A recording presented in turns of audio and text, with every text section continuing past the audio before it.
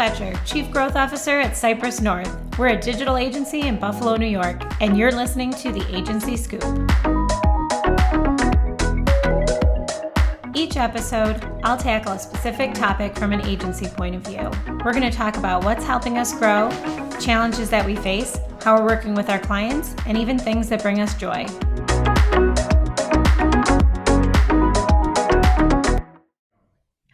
Welcome to this month's episode of the Agency Scoop.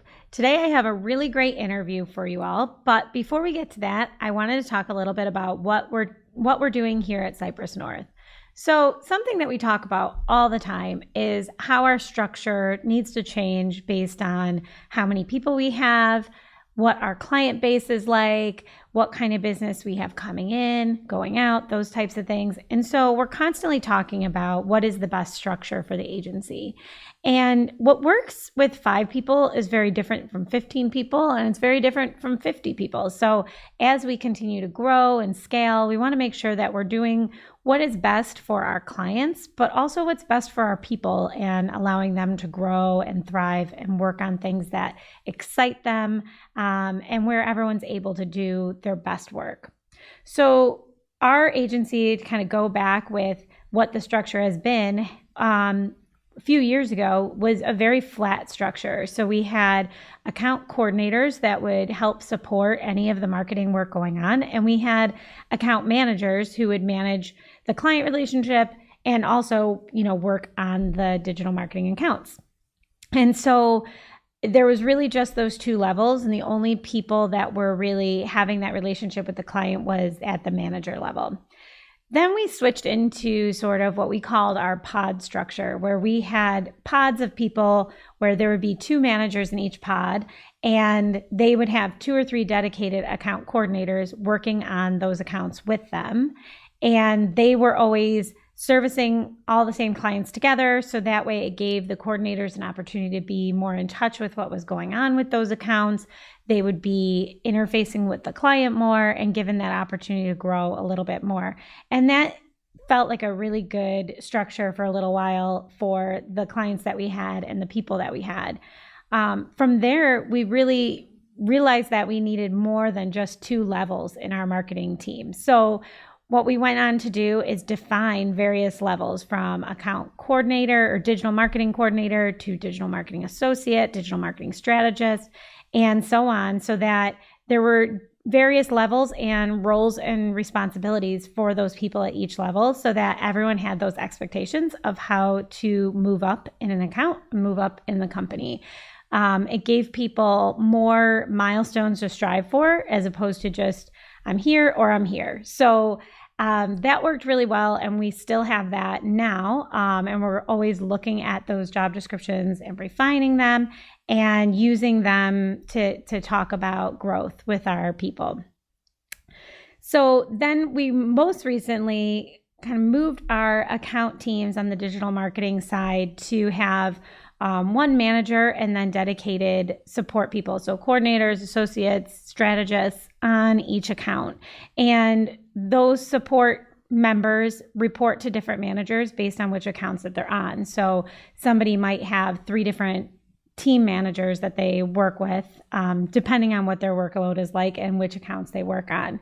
This is really helpful because you get to work with different manager styles, learn from different people, different types of account, different industries. And it's really great because people can take ownership of what they do, but also continue learning and not just only be exposed to one person or one team. So another thing that is a part of this discussion that we're always having is the idea that when you're a smaller agency, a lot of smaller agencies have the practitioners or the people that are doing the work are also those client account managers. They're the ones interfacing with the client. They're the one responsible for that client relationship, making sure that they're happy, making sure that the results are there. And then typically as agencies grow, they create positions for account managers or project managers that become more of that liaison between the client and the practitioner. And there's a lot of different ways to go about this. And I hear a lot of other agencies talk about how they do that and whether they have the account lead be a separate person or not. And that's something that we're really exploring right now and talking about how to restructure ourselves or how to continue to evolve our structure. So I'd love to hear from other people about what they've found the most success with, how they have their agencies set up, and how big your agency is, and what you've tested and what you would do differently. So I think it's really exciting every time we kind of evolve the structure. And I think it's an ever-changing, ever-moving thing. And we have to always be aware of, just because we did something a certain way 6 months ago does not mean that it has to stay that way. So just something that we're thinking about a lot lately. And again, I'd love to hear from all of you and how your agencies have things set up. So today's interview is a Q&A with Katie Crossek, who's the co-owner of 19 Ideas, which is an integrated agency right here in Western New York. So when you hear our Q&A from today, you'll hear her whole story about how she started in government, of all places, which is not somewhere that many agency people start. She started in government positions, ended up becoming a small business owner. And over time, her small marketing consultancy grew into a thriving, living, breathing, exciting agency.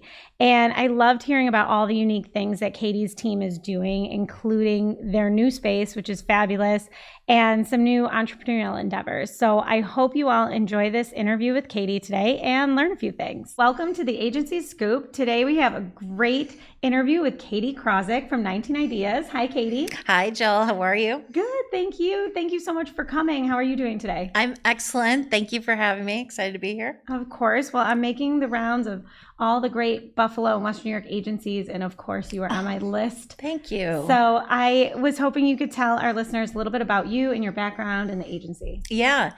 Well, my background is very unconventional for the agency world. I actually started my career in government.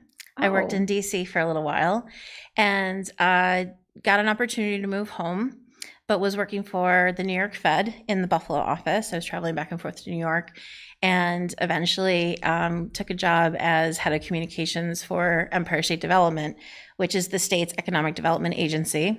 And then eventually, when there was a change of hands between governors, I took that as my opportunity to try to get into something that was more of a creative field, because obviously government, you're not supposed to be very creative there. Not very artsy. No, it's not. And I loved my time in government. But I took a job as VP of marketing for a healthcare company. Wasn't quite the right fit, and met my now husband at the time that I made that job transition. And Dan is very entrepreneurial, and because the job wasn't the right fit, and I'm kind of with Dan and seeing what he's doing, growing and building his own business, I thought, you know what, I'm going to just try to go out on my own and see what happens. And it was not a plan that in any way, shape, or form was even like germinating in the back of my mind. It was the opposite. I actually told myself many years ago that I was never going to have my own business. Too risky, too scary. I'd be happy to work my butt off for somebody else. You're a government gal. Yeah, I was like, yeah, government for life. No. But I saw what Dan was doing, and I saw how like the community really rallied around him and building a new business. Now my husband had co-founded Clever Method. Oh, so he comes from the agency world, but he started something completely new, You and Who, which was a buy one, give one t-shirt company. Now 26 shirts. And so I just thought, let me just try this. And I thought to myself, okay, this is probably not a long-term gig. I'll do this for a couple months. Maybe I can make some money, figure out what I really want to do. But like best laid plans, right? So yeah. I actually got my first 2 customers pretty much right away that stayed with me for years. And actually one of those is still with us, and that's WellNow Urgent Care. Wow. Yeah, at the time they were 5-star urgent care. And I actually met the owner and CEO of WellNow from that previous job. So it's like you never know who you're going to meet along your path. But I hired my first employee not quite a year and a half later, and now we're 25 and growing. That's and that was 11 awesome. years ago. Wow. Okay. I did not realize it was an accidental agency situation. Yes, and That's joke, awesome. the joke internally is like, I don't have agency experience, so and obviously now I do. I'm Yeah. like 11 years at this, but the point is like I didn't want to just do the thing that agencies do because that's what agencies do. I think there's a lot to be learned, certainly, but also there's an opportunity to do our own thing and grow the way that we wanted to grow and structure the way we wanted to, that we felt was the best value for our clients. Dan's background is development, mine is PR and communications. We linked up early on with Amber Rampino, who's been our long-term creative director. Mhm. And so the three of us, just by naturally like our backgrounds and our skill set, we had kind of a little mini agency, sort of. Can you say agency at three people? But Yeah. we grew from there. And so now we're a fully integrated shop. That's amazing. That's similar to Cypress North Star. Actually, Matt and Greg Matt was building websites and Greg was promoting them while they were kind of waiting for their next thing. And then every time they got busier, they just hired Yes. another person to help them with the work. And Yes. they accidentally became an agency. That honestly, that's kind of how it happened for Yeah. us too. I mean, you just keep going along your path and it's like another opportunity comes your way, another opportunity and another opportunity. And suddenly you're like, okay, I guess we're doing this. Yeah. It took me 2 years of doing this. I was still having nightmares where it's like, my brain is telling me, you don't have a job. You have to get a job.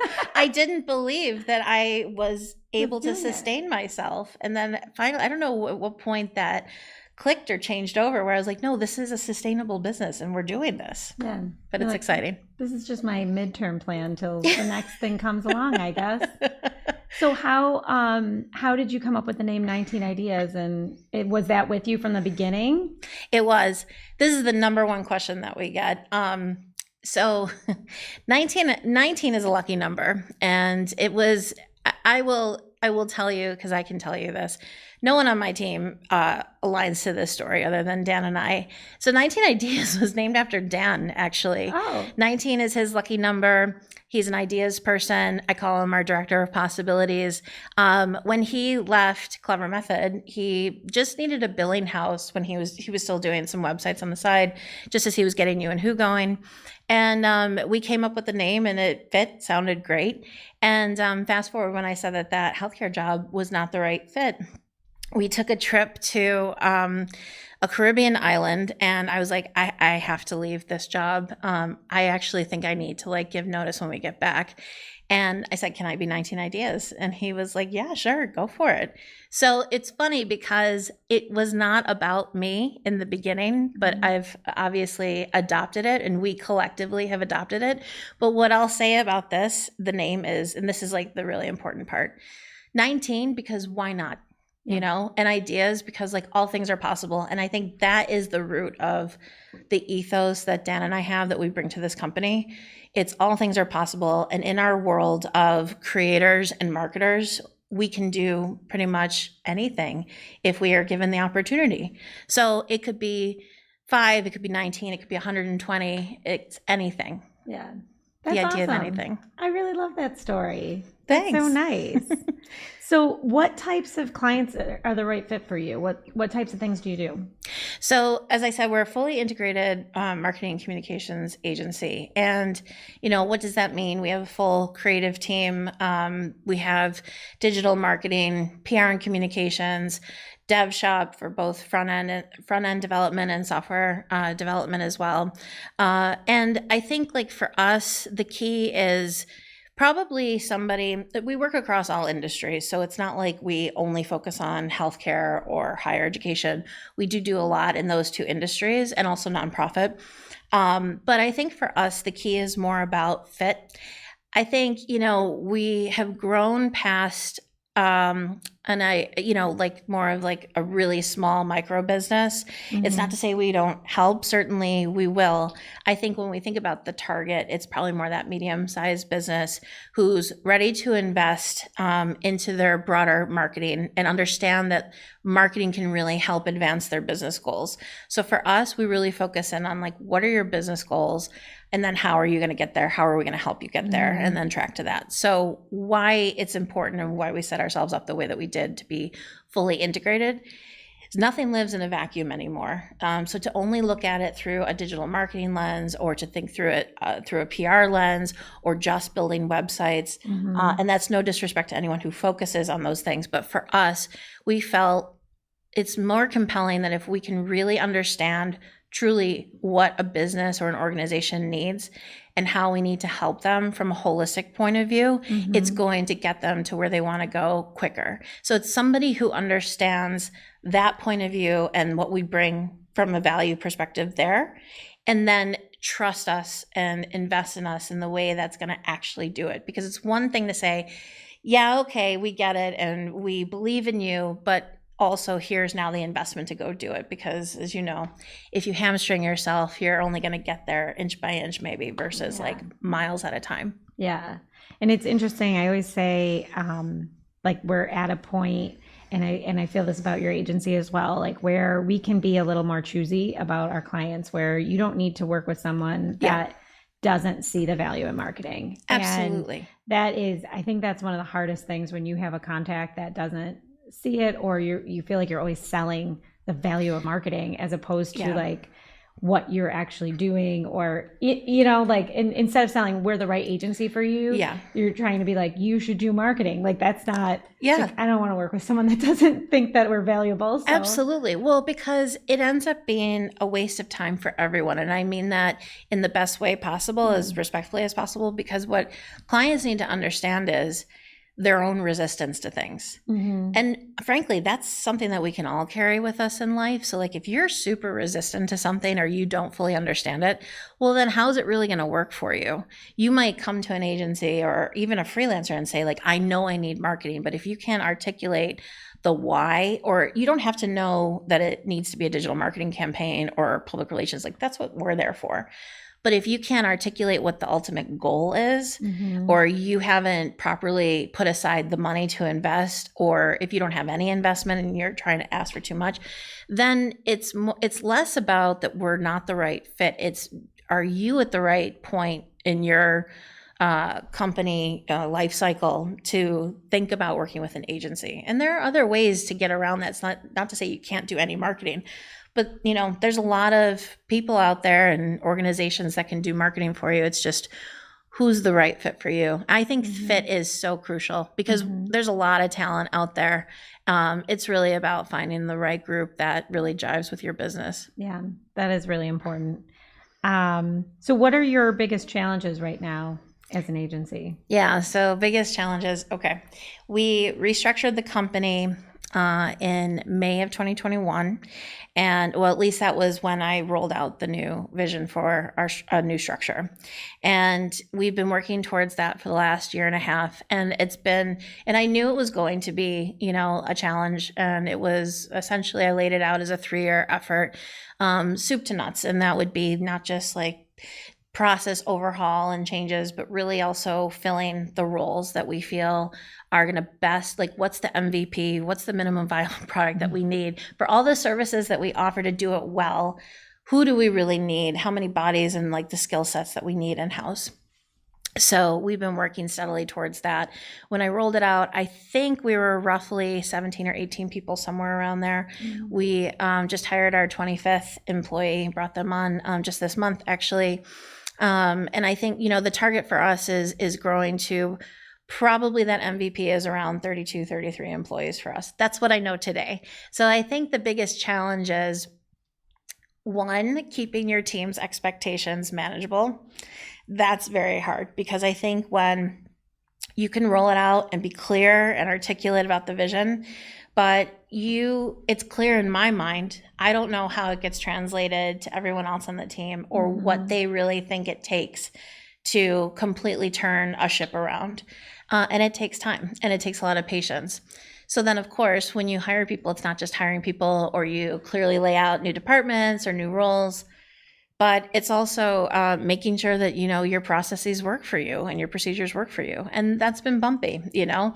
We're figuring it out, and it's not without a lot of blood, sweat, and maybe some tears, but hopefully fewer tears.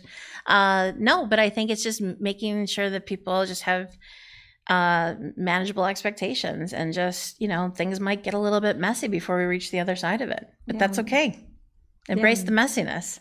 Getting that buy-in from people, not just at the beginning, but as you're going through it, and making sure that people are open and want to tell you that feedback, like, this is really frustrating, or this person's getting frustrated here, like, where you know what's happening along the way. Like, that's really important too, to have the right people that are monitoring that, or like letting you know when there's places that aren't working in the process, or we need this here, or giving you that feedback. And that's really crucial, I think, with a small team, that everyone feels a part of it. Yeah, exactly. And, we say to people, it's the proverbial, the door is always open. Now, whether or not people take you up on that, or if they feel comfortable telling the CEO of the company, hey, look, I don't think this is working. Well, that's on the individual. I'm giving the opportunity for that. But I also do quarterly coffees with all of my team members. Nice. So I specifically ask them, what's going on. And, it could be anything that we maybe shoot the breeze on some stuff, and that's relationship building in and of itself. I want them to feel like they've got access to me, and then I'm hearing them. It can get exhausting on my end of things, especially, in times of major transition. You're going to have a lot of opinions, and they don't know what it's like to be the captain of the ship.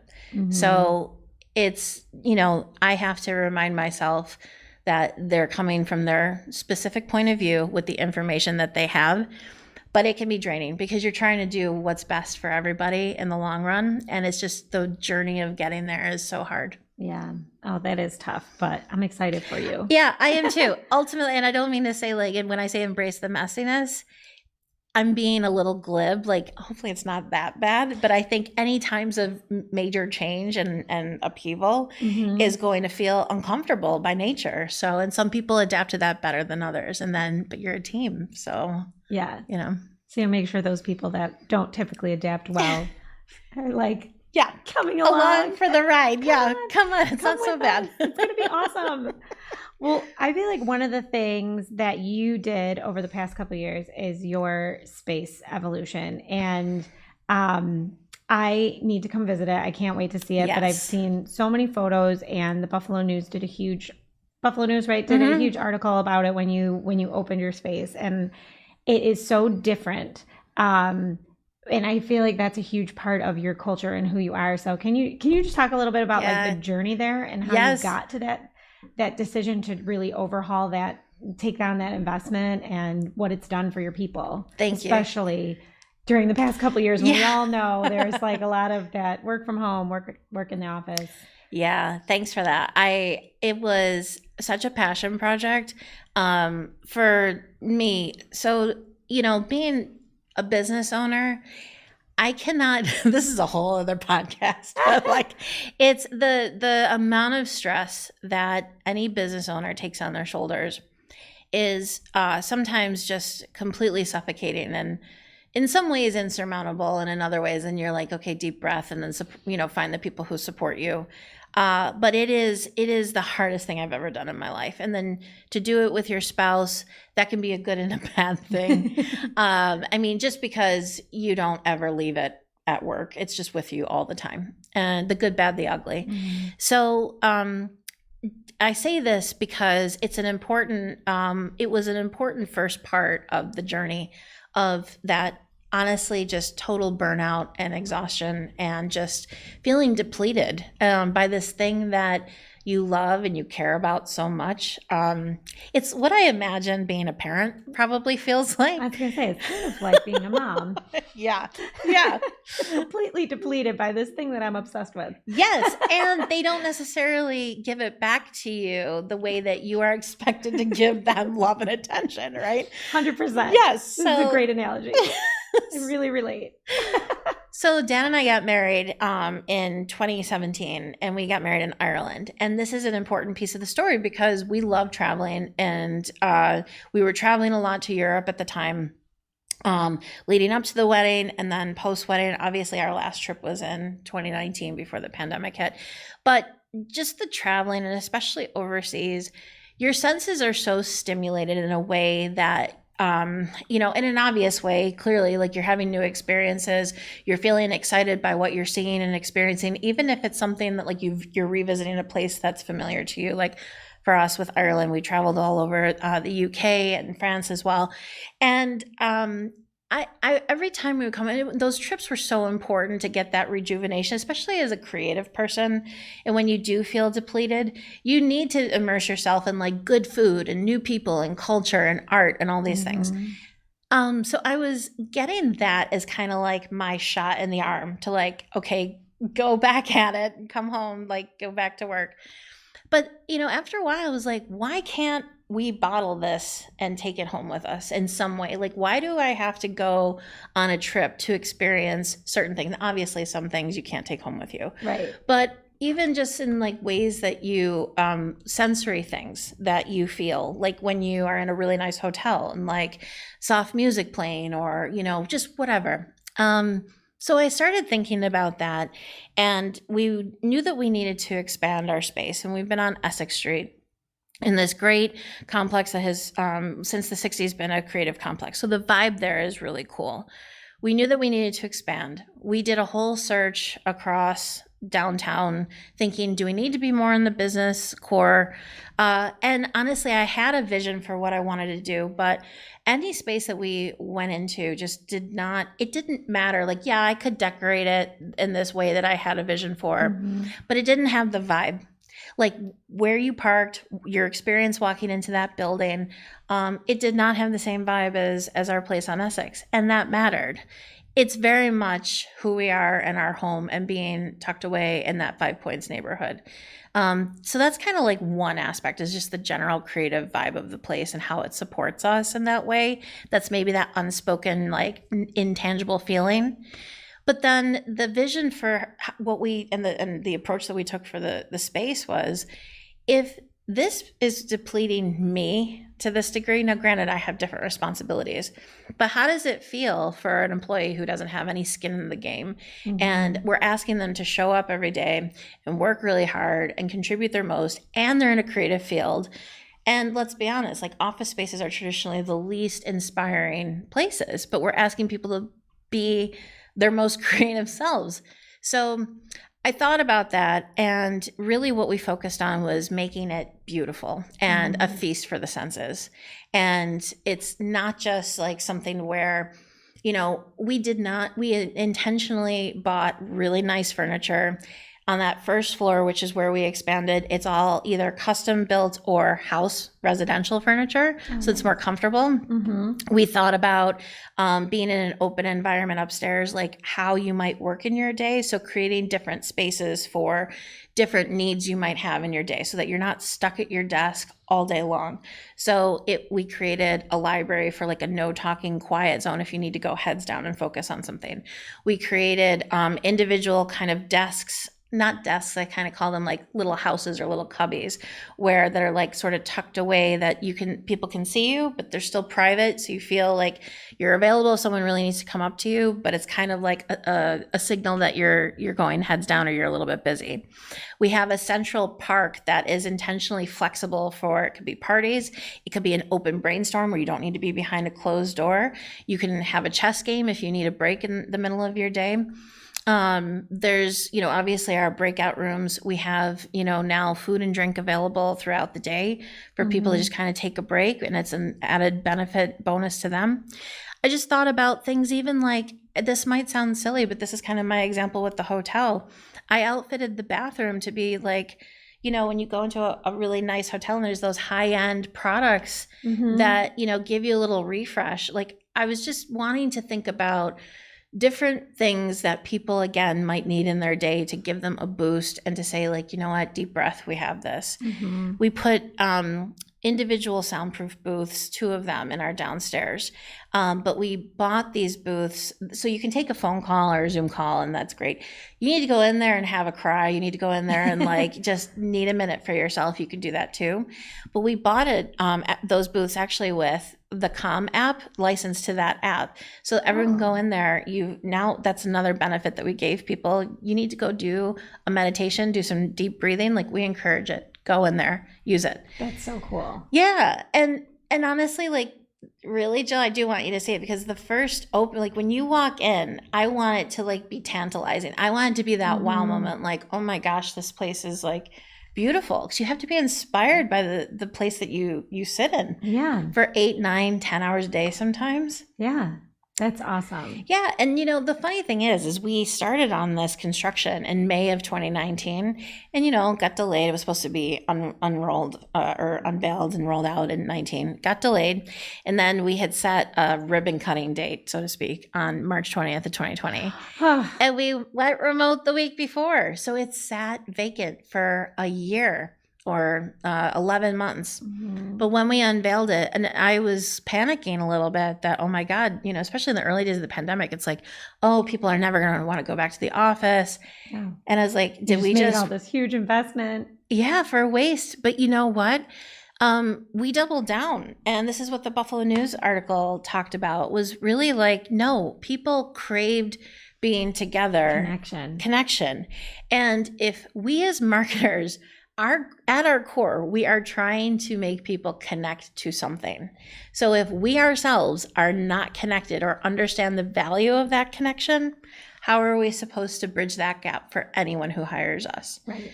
And I think the people who align to 19 Ideas and want to work there or want to work with us understand it as soon as they walk in that space. Mm-hmm. That's amazing. That's awesome. I told you before this, I love being back in the office. I have PTSD from being at home. I say that like lightly and I laugh, but it's like, I hate working from home now, but I'm one of those people and I understand people want that hybrid, but it sounds like, I mean, if you come into that space and you're still like, yeah, I'd rather be in my apartment at home, like, then you're not for us. What's going on, man? Yeah. Like you're literally up with you. Right. And no disrespect, but you're not for us. Then like something else. And that's where like, I've decided that's fine. I don't need to compete in that way. Like the people who walk through that door, who get it, are our people. Yeah. If you don't get it, that's fine. There's somebody else out there, that's more your speed, right? Yeah. Yeah, I love it. I feel like so much is about fit in every way. Yes. When you're hiring people, when you have a new client, when you're working with a vendor, when you are looking at a space, and it's like there's just so much that it's just fit. It's not function. It's not 100%. Purpose. Sometimes it's that fit, and it's so important. 100%. Yeah, because something that I didn't mention earlier, but when I say tantalizing the senses, we've also got like aromatherapy piped throughout the space. We've got music going. It's meant to be a little bit of that cafe buzzy, really beautiful cafe is like kind of what we're going for, especially with the renovated downstairs space. Ultimately, though, it's really, I want my team to understand that that space is as much a love letter to them that I can give them as, anything else. Like, yes, there's salary and benefits. And I think we do well there where, that's obviously an area of growth, but it's not everything. And again, if you're only focused on money, there are plenty of jobs that you can get in New York right now, remotely, or California, and they pay New York salaries, and that's great. It's more than that. And that's what I think we compete with. But that's our point of competition is it's the culture. It's understanding that you have two owners of a company that value their employees immensely and care very much what they, what their not just day-to-day experience is, but their overall well-being is. Yeah. That's amazing. Well, that leads into, I want to hear more about your famous Spirit Week for your employees. Yeah. So this, Spirit Week. So I was like, let's just lean into it. Let's just call this Spirit Week. I love it. Maybe we'll get some outfits going next year. Oh, perfect. No. So Spirit Week was an inaugural cultural week that we had with our team in mid-July. And, this was born from, so we hired, so I said we just hired our 25th employee. 2 of those employees are fully remote that we hired in January. They're both developers. One is in California, one's in North Carolina. They both have Buffalo connections, which is great. But yeah, and when we hired them, so much of what we do is about the in-person togetherness and how the team vibes off each other. I think there's a lot of exhaustion from Zoom happy hours over the last couple of years. Yeah. So there's just that in person that's so important. And I just felt like these guys are just out there in the ether. Like they're not really connected to us. I mean, they're connected to us as best as they can be. But it was really important that they experience who 19 Ideas is at its core. So it became an opportunity to get both of them into town for that week. And our employee from North Carolina, she brought her husband and her dogs up with her too, which was great. And he actually has family in Buffalo, so they do have ties here. And we had an incredible week. It was an opportunity to not just like bond people, because we have so many new people too that we've hired over the last year. Like half the team is new. And so it's an opportunity to get to know each other, rekindle a lot that we lost, frankly, in 2020 and even 2021. So a lot of the people who had been with us for a long time were like, this feels like the old days of like what drew us to this company to begin with. You know, we place a huge emphasis on culture. So yeah, we did all the things of like, you know, we did a boat ride and we did, you know, happy hours, and we did these core value awards, which for us, our core values are everything. That's who we are. And what was beautiful about those, that was my favorite part, was the core values. I think, and the reason is it's one of those things like you had to be there and experience the feeling in the room, because it was day 3. It was like middle of the week, wasn't even at the end. People had an opportunity. I assigned people to do like paper plate awards for each other. The way people honored one another, and again, people who had been there for like 7-8 years to people who had been there for 6 months, the way they honored each other was like just beautiful. It was beautiful. And I couldn't have planned it better. They got it. They understood it. I think that's what kind of strikes me at moments where I'm like, wow, like we've really put we've set our mark. And the people who see that mark and they align to it and they come work for us, they express that culture better than any way I could kind of script it. It's not something that can be scripted. And so I think everyone just felt like after those couple of hours that we honored each other, you can't buy that kind of connection that forms in those moments. And not only was it successful for the 2 remote employees who both hugged both Dan and I and said what an amazing experience that they had, and how genuinely they just really loved being a part of the company and this team. I think it was hard for them to go home.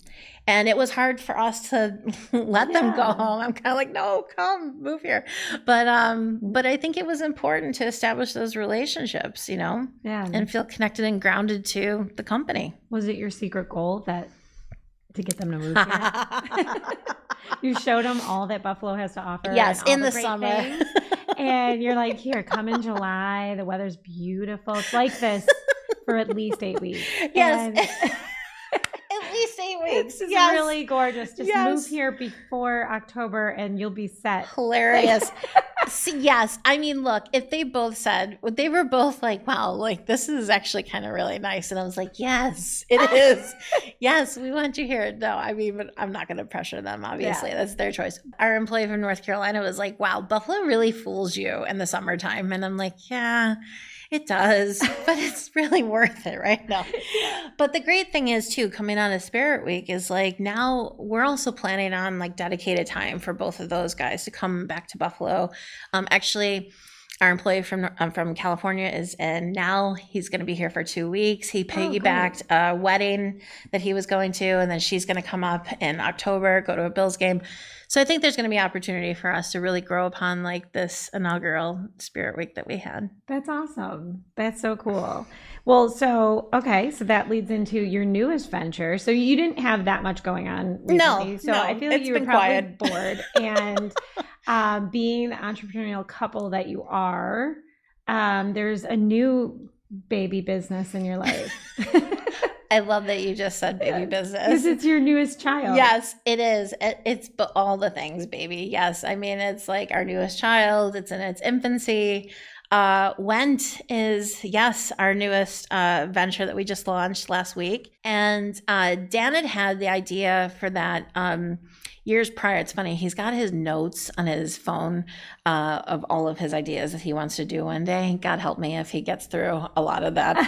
But no, when we were talking about this, so we've been talking about it for a year now about launching this, and we piloted it in January of this year when Buffalo played New England and had that perfect wild card game, and we had a lot of excitement. But we launched it as 19 Ideas because obviously we didn't have a separate company or a new brand or anything like that. So when that was, and the idea is, you go to a game or you go to a concert or you attend some sort of event that's really memorable.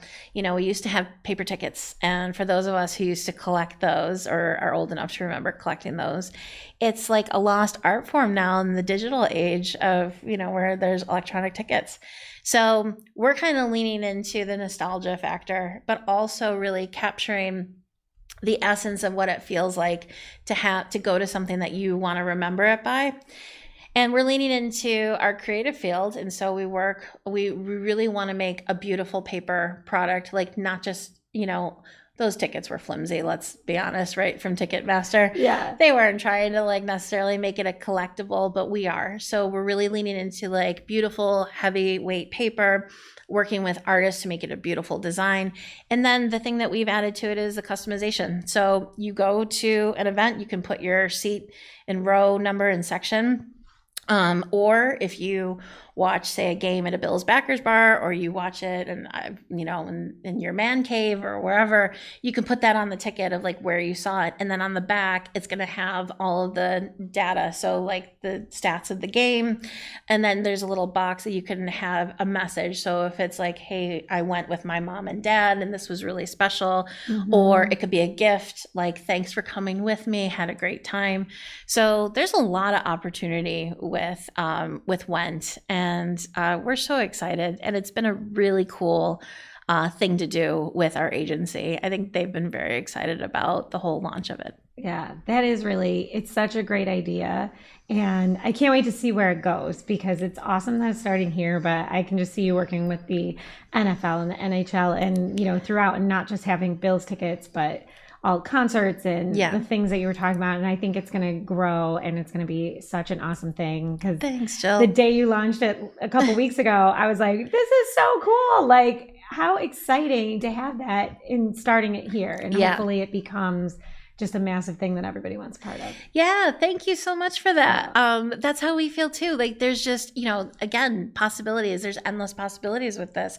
Because honestly, the customization piece, like, you could want custom tickets for your wedding, you know, at some point we had, you know, where you upload your own artwork and get the tickets printed yourself. And maybe we're already looking at past major events. Like, we're starting with Buffalo football, and there's, I think, opportunity to even look at like the whole 90s run of, you know, where the Bills, especially, you know, those AFC championship games. Right. You know, that'll be so cool. And I think of, you know, concerts. I'm more of a concert person than a sporting event person. And you think of like major things that happened at concerts, and you're like, I was there when Kenny Chesney and Tim McGraw stole that horse. Oh, nice. At the Bills Stadium 20 years ago. Ish. And it was such a big deal. And it was like, that was so cool. Cause I mean, it was one stop on their tour of probably 200 cities. And it was so funny because they got in trouble stealing this horse. And so I just think it's like one of those things that you could, you know, look back at, or if it was the last stop on someone's tour, or like one of those like tours, like, you know, Billy Joel was just here last year, and who knows if he'll have another tour. And so it's, you know, those kinds of events will be so awesome. Totally. Or like the times when they break out into a certain song, or they pull someone up on stage, or whatever. Well, Dan and I got engaged at a U2 show. And so that would be obviously a memorable thing that you want to commemorate and, you know, frame. So I love that you get it, because I think, and what's interesting is when I think about both 19 Ideas and Went, it's really about experience, and it's the intangible feeling that you're trying to capture, or either spur in someone and or capture, you know? And that's kind of a really nice through line between the two businesses that I think really kind of speak more broadly to maybe who Dan and I are as people, and what we try to contribute to the world, you know, and the things that we appreciate about life, you know, but it's I about love it. experiences and how you feel about it. Yeah. And so with concerts, I think the idea of like maybe the back of the ticket is either like the set list of a certain, That's awesome. Yeah. So we're excited. I think eventually we would love to get that NFL, NHL, MLB, NBA license to do that, but we have to be around for a few years before we can apply for those. Yeah. So right now it's like guerrilla marketing. Yeah. That's so exciting though. I love seeing when people take a business and then like have another like side venture that's still related, but I mean, no other agency is doing something like this. It's so cool. Thank you. It's just really exciting. I'm so happy for you guys. Thank you. Well, what's great about doing your own stuff like this is you can test a lot. And I think, truthfully, it makes the team feel a little uncomfortable, because it's like, wait a minute, we don't do this, or this isn't how we would treat a client. And it's like, but we're not a client. Like there is a line with like, yeah, you can sort of treat this like a client job, but it's not. We're creating something from nothing. So I want that's also embrace the messiness of entrepreneurship because, it's a lot of testing, throwing spaghetti. I say that carefully. A lot of it's thought out, but there's also a fair amount of spaghetti you have to throw on the wall to see like what sticks and what works. And I think that makes us better marketers because you have to not be afraid to take risks or chances or try something new because you're never going to know. And, sometimes, I don't know. This is the whole not having an agency background that I think is maybe a benefit. I just think if it's too prescriptive, what good is that after so long, Right. Because our field it shouldn't be that prescriptive. Like, yes, there's certain things that we can apply because they're tried and true and we know, but there has to be a healthy dose on the other side of that of where you can try new things and see what works because the times change and they're changing more, quickly than they did 20 years ago, 30 years ago.